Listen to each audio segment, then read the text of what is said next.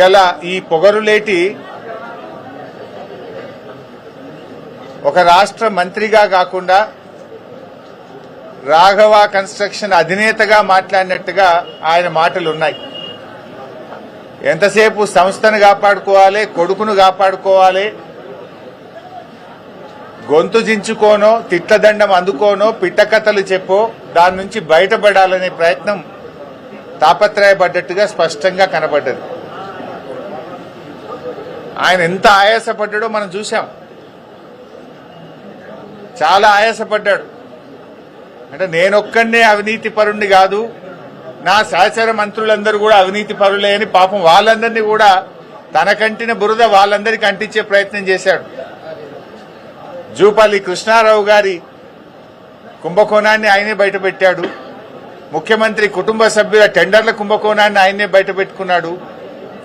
బట్టి విక్రమార్క గారి ఆర్థిక శాఖలో బిల్లులు ఇయ్యడానికి పర్సంటేజీల కుంభకోణాన్ని ఆయనే గుర్తు చేశాడు. అంటే ఈ రాష్ట్రంలో జరుగుతున్న అవినీతి కుంభకోణాల చిట్టా చదివి అరే నన్ను ఒక్కనే కాదు నా చుట్టూ ఉండే మంత్రుల కుంభకోణాలను కూడా రాష్ట్ర ప్రజలకు చెప్పే ప్రయత్నం చేసినాడు.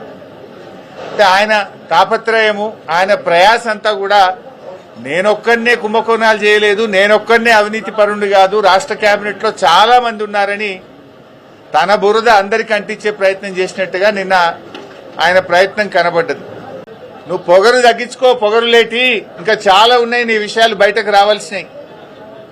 శాసనసభలో మరి నువ్వు ఎందుకు లేచి మాట్లాడలే? నువ్వు ఉన్నావు కదా అక్కడనే. నీ ముఖ్యమంత్రి గారు లేచి ఇది ప్రతిపక్షం దొరకవట్లే, ఈ దొంగతనం మేమే దొరకబట్టినాం, ఈ దొంగతనాన్ని మేమే నోటీసులు ఇచ్చినాం, మేమే పెనాల్టీలు వేసినామని నీ ముఖ్యమంత్రి చెప్తుంటే నువ్వు పక్కనే కూర్చున్నావు కదా. ఇది నాది కాదు అని అసెంబ్లీలో నువ్వు ఎందుకు లేచి నిలబడి చెప్పలేదు?